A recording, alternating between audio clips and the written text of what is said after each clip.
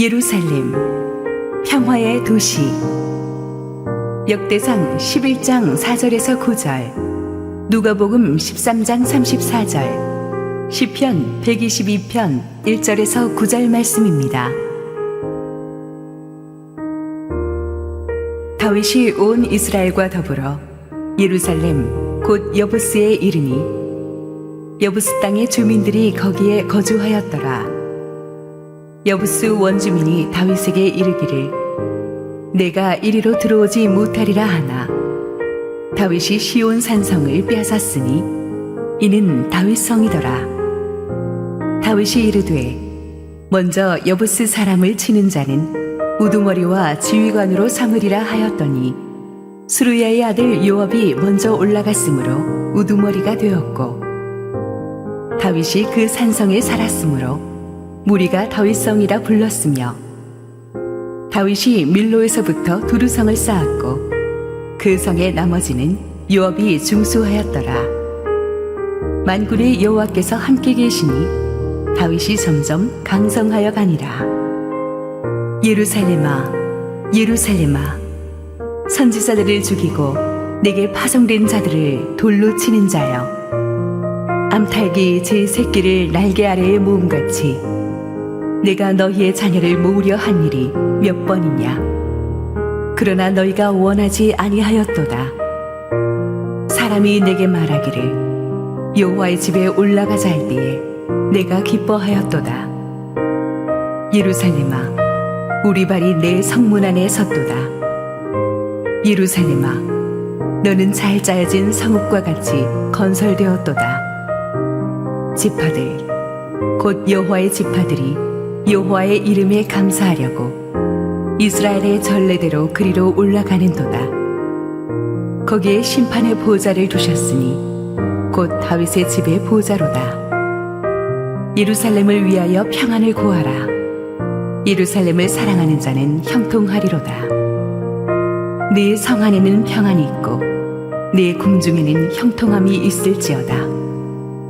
내가 내 형제와 친구를 위하여 이제 말하리니 네 가운데에 평안이 있을지어다. 여호와 우리 하나님의 집을 위하여 내가 너를 위하여 복을 구하리로다. 할렐루야. 우리 하나님께 감사와 영광의 박수 올려드리겠습니다. 우리 축복된 주일 예배 자리에 오신 여러분 모두에게 주의 은혜가 충만하게 임하기를 축원합니다. 우리 함께 기도하시고 말씀 보겠습니다. 하나님 은혜를 감사합니다. 오늘도 주님의 뜨거운 은혜를 사모해서 추운 날씨를 뚫고 왔습니다. 우리 성도들 한 분 한 분의 인생 속에 말씀하여 주시고 부족한 종은 온전히 감춰 주시옵소서. 예수님 이름으로 기도했습니다. 아멘. 오늘은 기적의 땅 시리즈 7번째 장소인 예루살렘이 가진 영적 의미에 대해서 여러분과 함께 은혜 받고자 합니다.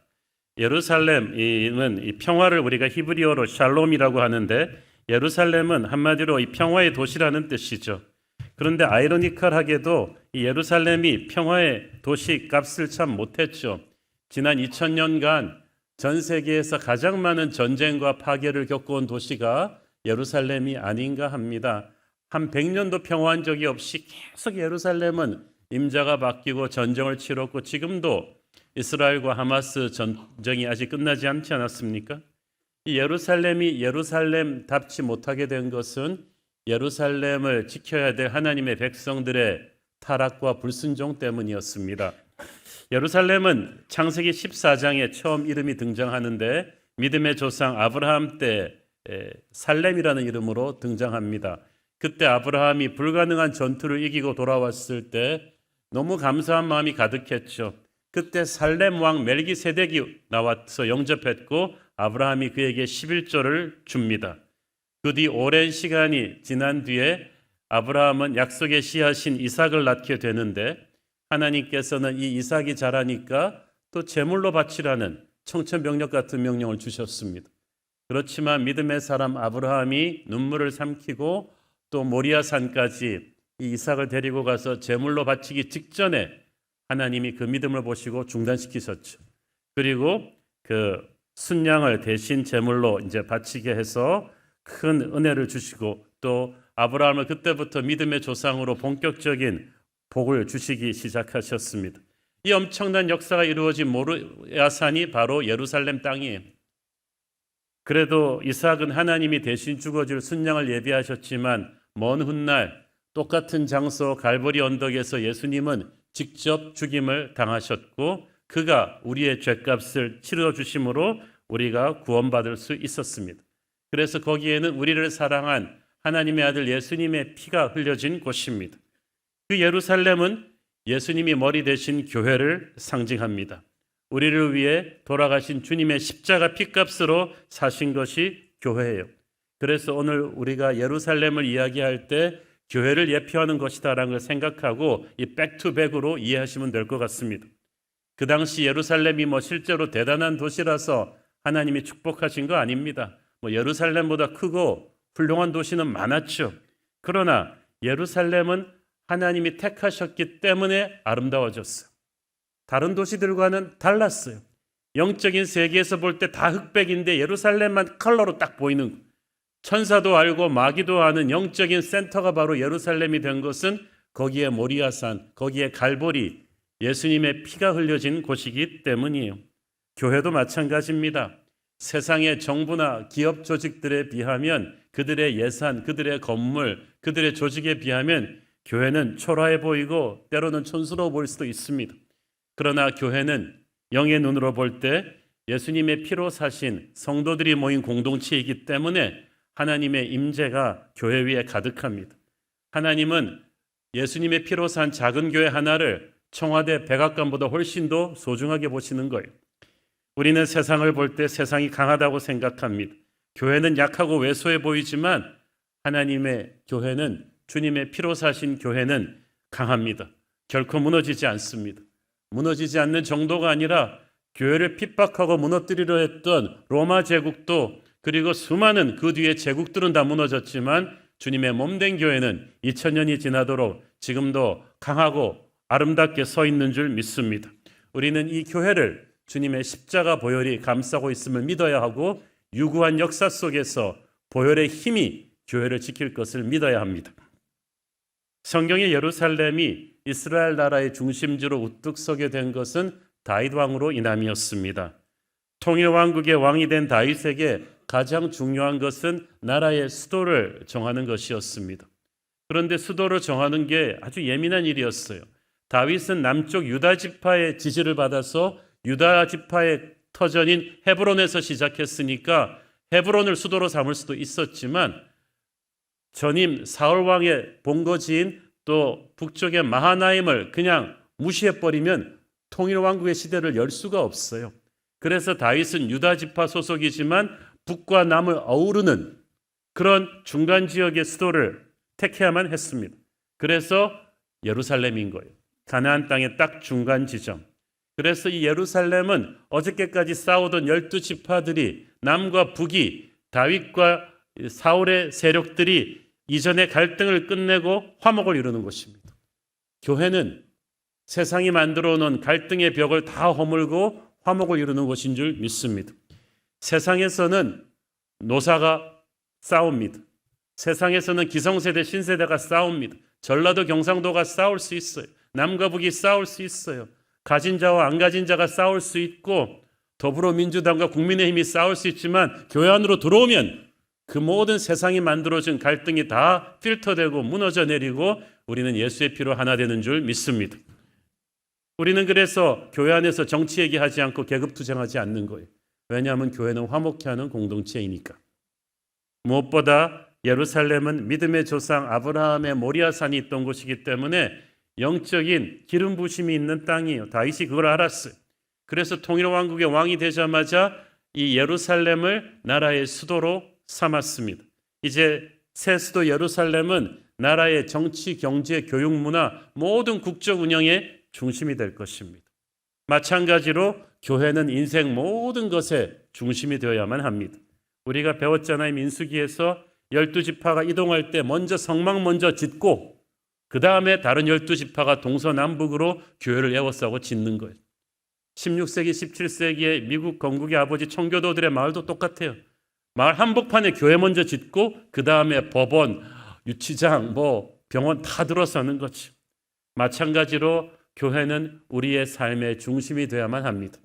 주일날 하나 빼드는 내 인생 중에 하나의 서랍장이 아니라 내 인생의 핵심 컨트롤 타워가 바로 교회인 것입니다. 그렇게 여러분은 교회를 소중하게 여겨야 돼요. 우리 성도들은 1년 교회 캘린더 나눠드리면 딱 특세 기간, 순환주의 기간, 아이들 수양의 기간 딱 마크하면서 그거 먼저 마크해 놓고 모든 다른 출장 스케줄 이런 거 다 잡는 분들이 많아요. 얼마나 감사한지 모르겠어요. 휴가 스케줄 이런 것도 다 교회 스케줄에다가 딱 맞추는 거죠. 저는 그 마음가짐이 너무나 멋있다고 생각을 합니다. 교회는 여러분의 인생의 중심입니다. 예루살렘이 다윗의 모든 것의 중심이었듯이. 그런데 이제 다윗이 예루살렘을 새 수도로 선포한다고 되는 게 아니었어요. 이게 빈집이 아니었거든요. 먼저 이 예루살렘인 지형상 점령하기가 굉장히 쉽지 않은 도시였습니다. 학자들이 그 당시 예루살렘 도시 모습을 상상해서 그린 조감도를 보시면 잠깐 이해가 가실 텐데, 보시다시피 이렇게 높은 고원지대 위에 약 5만 평 정도의 평평한 땅 위에 성벽을 쌓아 올린 곳입니다. 도시 삼면이 깊은 골짜기로 둘러싸인 분지에 위치했습니다. 골짜기가 천연 성벽을 제공하기 때문에 골짜기 위에 이렇게 수직으로 성벽을 세우면 그 당시 애지간한 공속 무기로는 공략하기가 몹시 불가능한 곳입니다. 특히 이 성의 동쪽과 남쪽이 굉장히 경사가 심한 절벽과도 같은 언덕입니다. 분지가 아주 한 멀리까지 아주 탁 트인 시야를 제공하기 때문에 어떤 대군도 숨어서 예루살렘에 접근할 수가 없게 돼 있었어요. 게다가 물자를 나르는 큰 도로로부터 멀리 떨어져 있기 때문에 공격하는 쪽은 너무나 어렵고 지키기는 너무나 쉬운 천혜의 요새였습니다. 이런 지리적인 요점을 이용해 가지고 여부스 족속이라는 가나안 7족속 중에서 톱에 들어가는 용맹한 부족이 여기 알박기를 하고 수백 년 동안 이 예루살렘을 지키고 있었던 거예요. 난공불락의 이 요새를 자랑하는 여부스 족속은 항상 침략해오는 군대들을 조롱하곤 했는데 그만큼 예루살렘은 정복하기가 어려웠어요. 치열한 전투를 치르지 않으면 정복하기가 불가능한 곳입니다. 마찬가지로 어떤 복음의 볼모지에다가 교회를 세우는 거 쉽지 않아요. 선교의 역사는 순교의 역사입니다. 뉴질랜드나 이런 데는 다 식인종들에 있는 땅이었는데 거기에 초창기 선교사님들이 많이 순교당하면서 그 순교자의 피를 먹고 교회가 쓰고 복음이 세워지는 거죠. 우리나라 같은 놀라운 기독교인들이 많은 국가도 처음에 복음의 씨가 뿌려질 때 얼마나 많은 초창기 성도들이 순교당했는지 몰라요. 예루살렘을 장악한 여부스족처럼 이 마귀가 장악한 그 지역에 함부로 복음이 들어오기 허락하지는 않거든요. 교회가 세워지는 곳은 그렇게 어렵습니다. 그래서 교회 하나하나가 소중합니다. 영적인 전쟁을 치르고 나서 세워지는 곳, 다윗 군대의 피가 흘려지고 나서 세워지는 예루살렘처럼 우리는 어둠의 군대와 싸워 이기고 예수의 깃발을 꽂아서 교회가 세워지는 줄로 믿습니다. 그런데 여부스 족속이 몰랐던 사실은 다윗은 지금까지 그들이 물리쳤던 그 어떤 군대, 그 어떤 왕과는 다른 존재였습니다.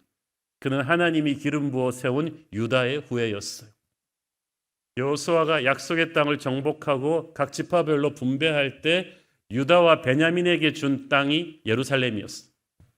그런데 유다와 베냐민 지파가 이 여부스 족속이 이 난해한 요새에서 버티니까 제대로 점령하지를 못하고 그냥 우왕좌왕하는 사이에 주도권을 내줘버렸어요. 그래서 유다 지파가 하나님의 사명을 받고도 정복하지 못한 땅이었다는 거지.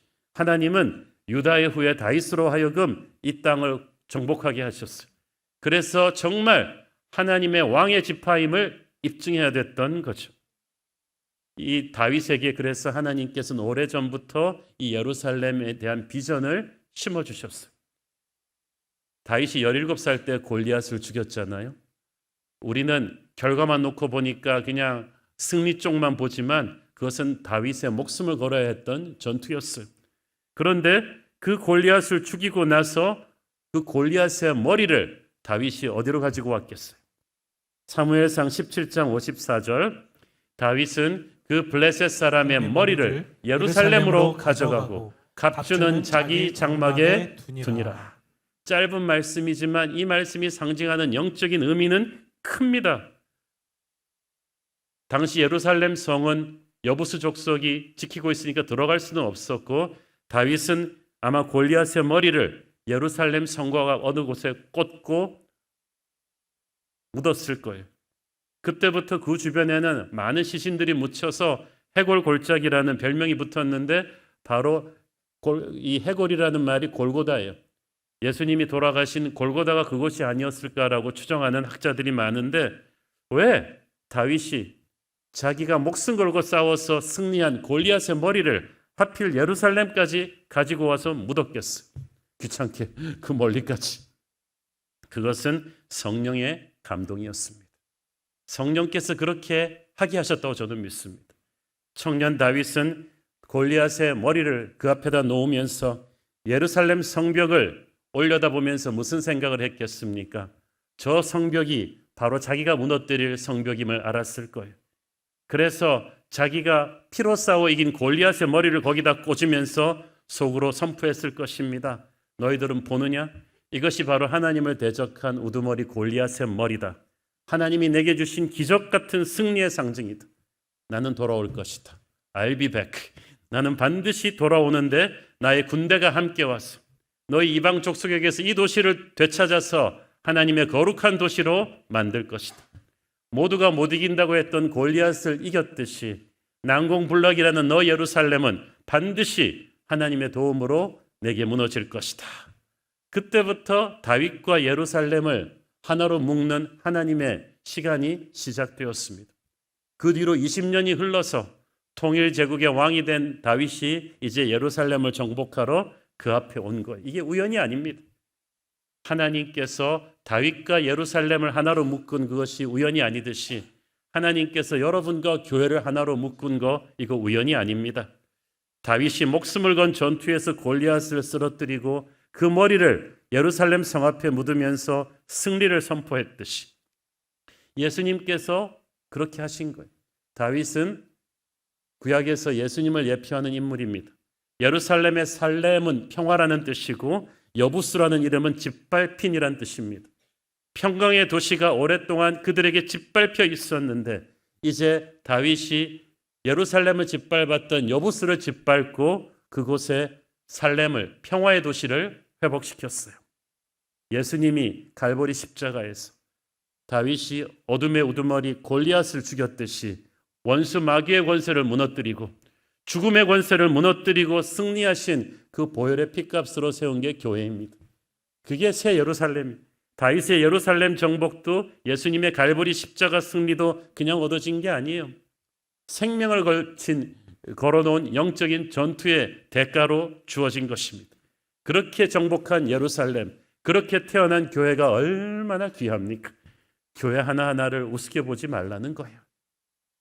이 예루살렘을 정복한 뒤에 before, after처럼 다윗의 인생이 변합니다. 그때까지도 하나님은 다윗과 함께 하셨지만 예루살렘을 정복한 뒤에 다윗의 인생은 차원이 달라졌어요. 역대상 11장 9절을 보십시오. 만군의 여호와께서 함께 계시니 다윗이 점점 강성하여 가니라. 이 말이 언제 나오는 거예요? 예루살렘 정복한 뒤에 나오는 말이죠. 지금까지 다윗 개인에게도 하나님은 함께 하셨고 은혜를 주시고 힘을 주셨지만 특별히 예루살렘을 점령하고 난 뒤에는 차원이 달라졌어요. 이제는 good to grace예요. 그냥 자동차로 달렸다가 이제 비행기로 비상하는 인생이 된 거예요. 지금까지 주셨던 하나님의 은혜가 다윗이 예루살렘을 정복하고 지키면서부터 그것을 자기 왕국의 센터로 삼고 나라를 운영하면서부터 날개를 달았어요. 새로운 시대가 열렸어요. 점점 강성하여 가니라. 이거는 뭐 끝을 모르고 커갔다는 거죠. 다윗이 이 정도까지는 할 것이라고 예상했던 사람들도 할 정도로 도대체 저 사람의 끝은 어디인가 할 정도로 커졌어요. 여러분의 한계를 여러분이 함부로 정하면 안 돼요. 예수님이 여러분을 높이시고 사용하실 때는 점점 강성하여지니라. 언제부터? 예루살렘을 정복할 때부터. 예루살렘을 내 인생의 센터로 삼을 때부터. 이걸 모르고 우리가 자꾸 우리의 인간적인 힘으로 강해지려고 노력들을 많이 하는데요. 여러분이 아무리 강해지려고 노력해도 소용없어요. 예루살렘을 사랑하고 예루살렘을 정복하고 예루살렘에 커넥트되는 그 순간부터 달라지는 거죠. 여러분은 혼자서도 따로 떨어져서도 예수님의 사랑을 받고 구원받았었지만 여러분이 주님의 몸된 교회 공동체에 속하면서부터 이 교회의 은혜를 공유하면서부터 함께 기도하고 양육받고 전도하고 사랑하는 형제들에 속하면서부터 여러분의 인생은 달라질 줄로 믿습니다. 세계 역사에 보면은 한 시대에 어떤 하나님이 기름 부어 세우는 교회를 세울 때 그 교회 일원들이 그 시대의 정치, 경제, 교육, 문화 모든 구석에 들어가서 나라의 색깔을 바꾸는 것을 볼 수가 있었어요. 여러분도 그럴 줄로 믿습니다. 하나님이 함께 하시는 사람의 미래는 점점 더 강성해졌다. 여러분이 교회를 교회되게 하고 교회의 은혜가 넘친다면 하나님은 전과 비교할 수 없는 능력과 축복과 힘을 여러분에게 부어주실 줄 믿습니다. 자, 그런데 이 예루살렘이 이렇게 소중하기 때문에 이 예루살렘을 당연시 여기지 말고 지켜야 돼요. 역대상 11장 7절 8절 봅니다. 다윗이 그 산성에 살았으므로 무리가 다윗성이라 불렀으며 다윗이 밀로에서부터 두루성을 쌓았고 그 성의 나머지는 요압이 중수하였더라. 다윗이 예루살렘을 정복하는 것도 어려웠지만 일단 정복한 뒤에는 튼튼히 방어를 합니다. 다윗도 훌륭한 장군으로서 아는 거예요. 공격 이상으로 중요한 게 수비다. 이렇게 힘들여 얻은 성도 방심하면 순식간에 허가 찔려서 무너질 수도 있다는 걸 누구보다 잘 아니까 다윗에 대해는 예루살렘이 튼튼했어요. 정신 바짝 차리고 지킨 거죠. 그런데 다윗의 후손들은 영적으로 안일해져서 이런 영적인 위기의식이 없어서 예루살렘의 평안을 그러려니 하고 당연시하게 여기다가 지켜내지를 못했던 거죠. 어떻게 하는 게 예루살렘을 지키는 길입니까? 본문 말씀 시편 122편 6절 7절 읽습니다. 예루살렘을 위하여 평안을 구하라. 예루살렘을 사랑하는 자는 형통하리로다. 네 성 안에는 평안이 있고 네 궁중에는 형통함이 있을지어다. Pray for the peace of Jerusalem. 영어 성경에 그렇게 되어 있죠. 예루살렘의 평안을 위해 기도하라. 교회는 기도하는 성도들로 인해 지켜지는 줄 믿습니다. 기도하며 예루살렘을 사랑하는 자는 형통하리로다. 너의 인생의 개인의 문제 기도하기 전에 항상 예루살렘의 평안을 최우선순위로 기도한다면 너의 개인의 문제는 하나님이 지켜주실 것이다. 번영할 것이다. 우리가 알지 못하지만 영적인 세계에서 우리 개인과 가정의 운명이 교회 운명과 연결되어 있다는 거 아세요? 교회를 위해 기도하고 교회를 사랑하고 축복하면 그게 먼저 그 나라와 그 의를 구하는 건데 하나님께서 여러분 각자의 삶도 강성하게 축복해 주실 것. 반대로 교회가 여러분이 교회의 평안을 당연시 생각하고 교회를 사랑하거나 기도하지 않고 방치한다면 교회가 마귀의 공격에 무너져서 시험이 들면 교회 평안이 무너지면 우리의 삶도 무너질 것입니다. 그래서 우리는 하나님의 교회 평강을 위해서 늘 기도해야 돼요. 다윗이 다른 무엇보다 예루살렘의 평강을 위해서 자기도 기도하고 백성들도 거기에 최우선 기도 제목을 두게 하니까 다윗의 전쟁은 하나님이 싸워주셨고 다윗 왕궁 시대의 경제는 하나님이 책임주셨어요. 다윗이 우리나라 GNP 높여달라고 기도한 적이 있습니까? 우리나라 국방 무기 때문에 핵무기 달라고 기도한 적이 있습니까? 하나님이 지켜주신 거예요. 예루살렘을 사랑하니까. 영어 성경에 보니까 7절에서 성은 벽으로 궁중은 요새로 나오는데 이것은 예루살렘을 호시탐탐 파괴하려 드는 적군들이 있다는 얘기죠. 교회를 호시탐탐 노리는 마귀들이 있어요.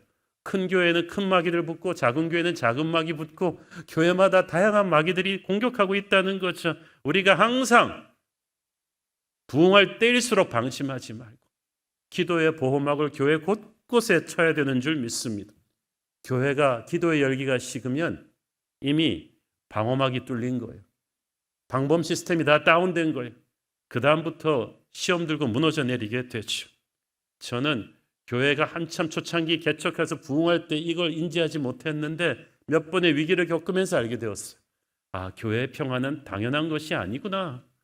우리가 항상 부흥할 때일수록 깨어서 기도하지 않으면 이 예루살렘의 평안을, 교회의 평안을 지킬 수가 없다는 거예요. 그 교회를 지키는 것은 앞에서 설치는 사람이 아니라 뒤에서 기도하는 사람들입니다. 저희 교회 300명이 넘는 우리 중보기도 팀들을 제가 참 든든하게 생각합니다. 이분들이 여러분 예배 앞뒤로 막 2시간, 3시간씩 기도할 때 그 기도의 파이어 파워가 교회를 지키는 거죠. 특히 교회의 영적인 리더십에 계시는 분들, 우리 목사님, 장로님, 순장님, 주일학교 선생님들의 기도가 교회를 지키는 거죠. 8절을 보니까 내 형제와 친구를 위하여 예루살렘의 평안을 바란다고 했잖아요. 여러분 형제가 잘 되기를 바란다면 교회를 위해 기도하셔야 돼요.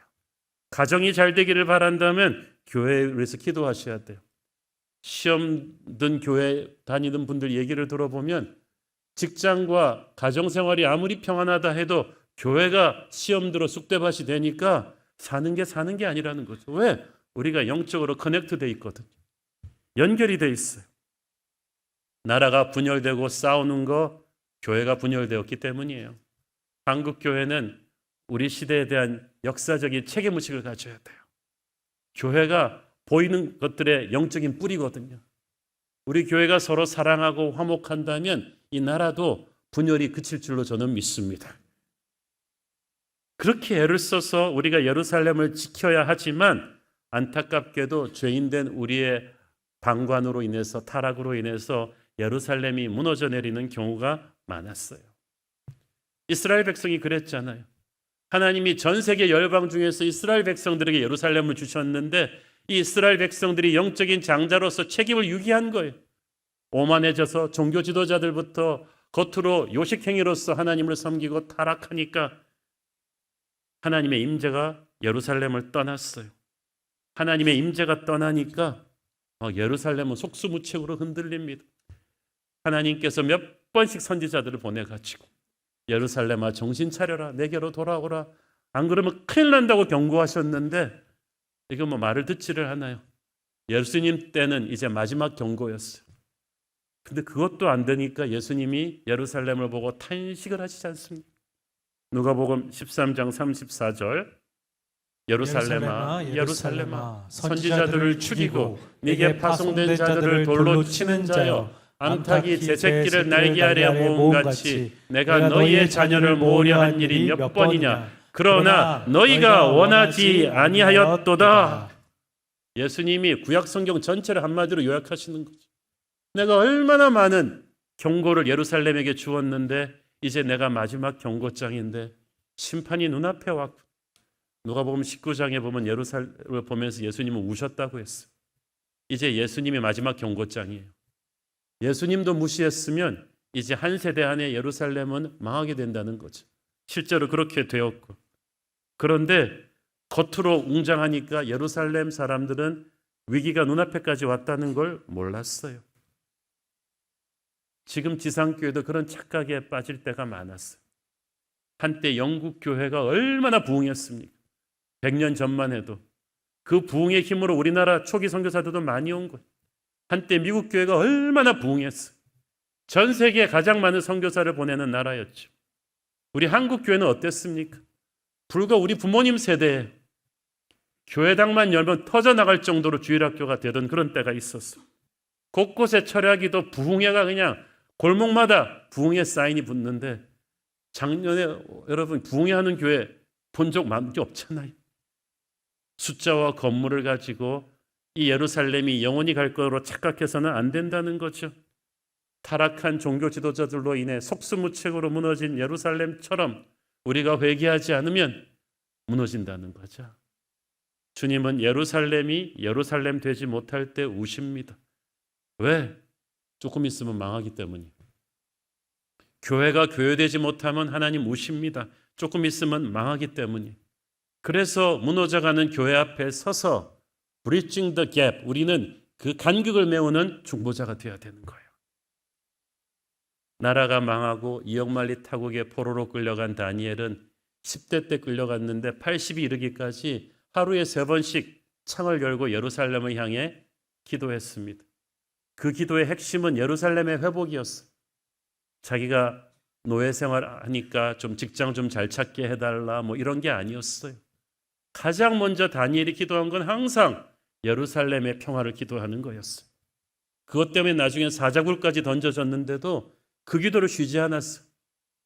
그런데 예루살렘의 평강을 구한 다니엘의 인생이 어떠했습니까? 그가 세상에서 승진해서 밀린 적이 있습니까? 정적들의 정치 모략에서 다니엘이 죽은 적이 있습니까? 빽쓰고 돈 있는 사람들한테 밀린 적이 있나요? 없어요. 예루살렘의 평강을 기도하는 자는 다른 모든 것을 하나님이 더하는 축복일 줄로 믿습니다. 그러므로 여러분, 목사뿐 아니라 우리 모든 성도들도 오늘날 땅에 떨어진 예루살렘 교회 회복을 위해서 기도하셔야 돼요. 우리 교회는 잘 되고 있는데요. 우리만 잘 되면 뭐해요?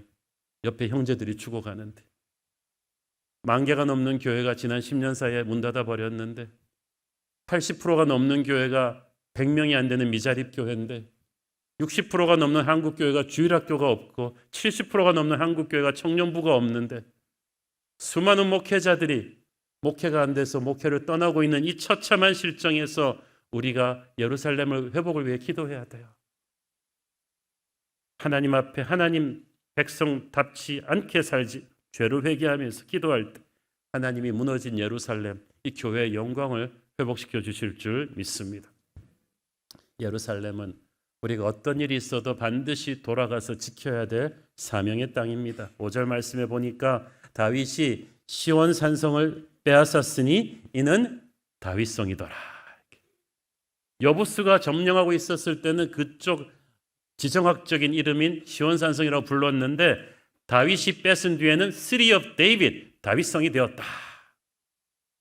어저께까지 마귀의 이름으로 불리던 곳이 오늘부터는 예수의 이름으로 불립니다.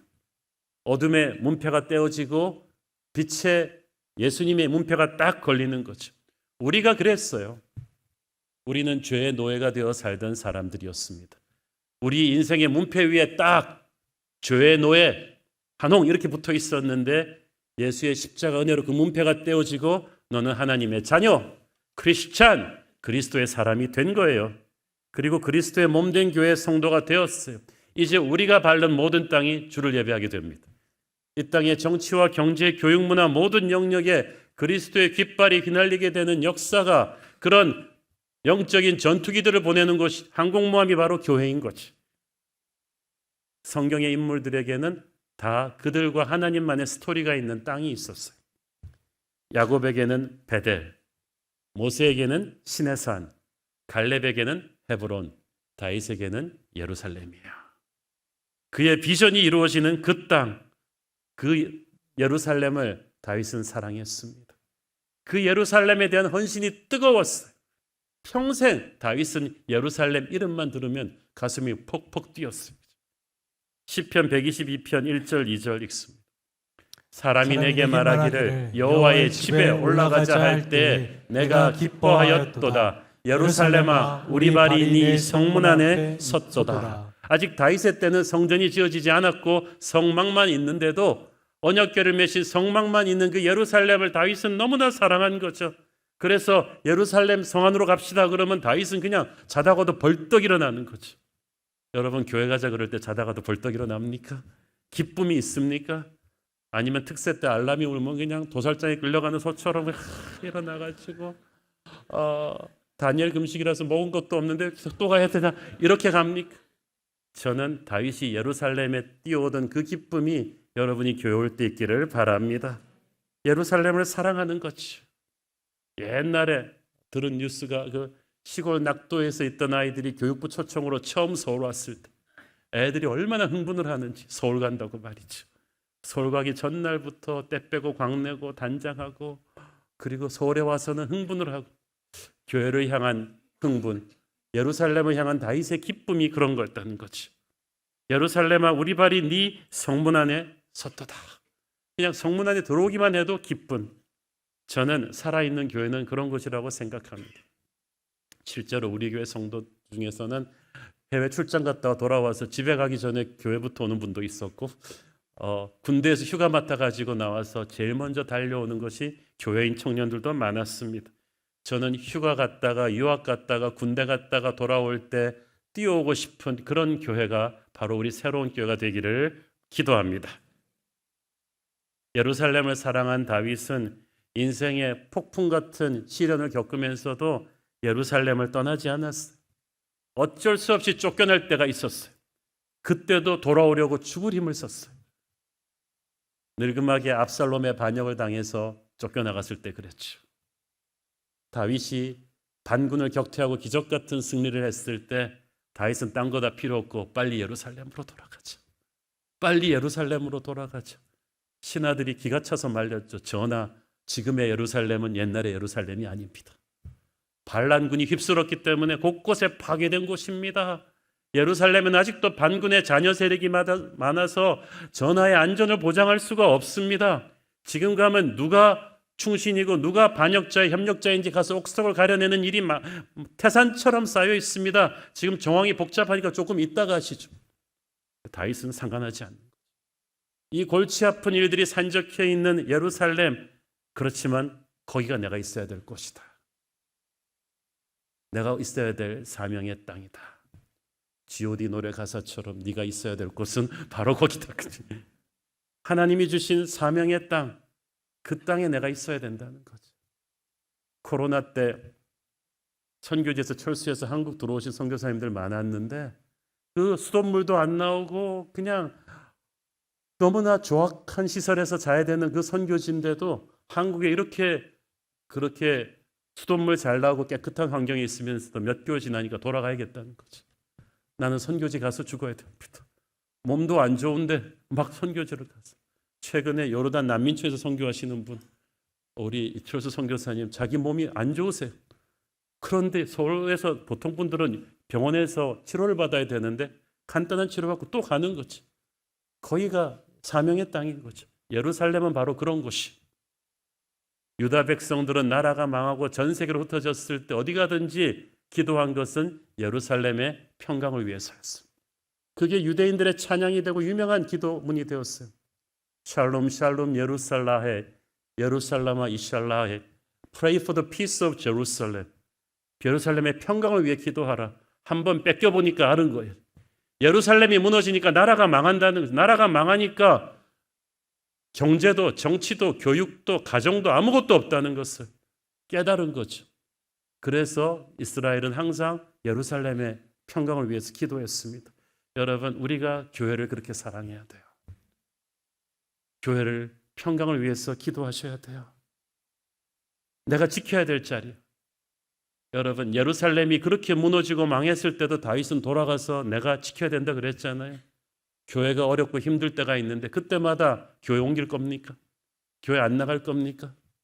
코로나 좀 터졌다고 여러분 교회 안 나오기 시작하다가 계속 안 나올 겁니까? 그게 우리 신앙의 수준입니까? 그래서는 안 되죠.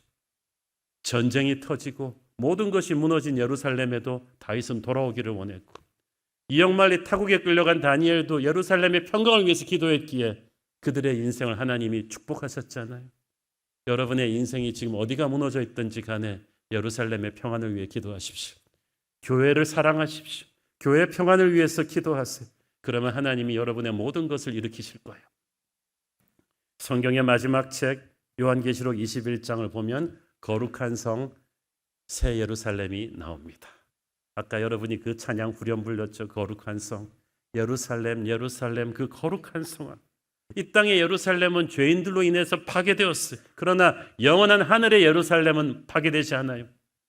영광의 주께서 다스리시고 통치하시고 지키시기 때문이고 십자가의 보혈로 씻겨받은 성도들이 거기에 있기 때문이죠. 때문에 안전한 곳입니다. 우리는 항상 언젠가는 그 영광의 새 예루살렘에 간다는 그 확신을 가지고 세상에 기죽지 않고 오늘도 담대하게 살아가는 줄 믿습니다. 그 영광의 새 예루살렘으로 이 땅의 사람들을 연결시킬 수 있는 포털이 브릿지가 바로 교회입니다. 이 땅의 교회, 이 새로운 교회를 여러분이 사랑해 주십시오. 기도하겠습니다. 주님 은혜를 감사합니다. 예루살렘을 사랑하게 하여 주옵소서. 아무리 힘들고 어려워도 이 예루살렘의 평강을 위해, 교회의 평강을 위해 기도하게 하시고 헌신하게 하옵소서. 이 교회를 교회되게 하옵소서. 예수님 이름으로 기도했습니다. 아멘.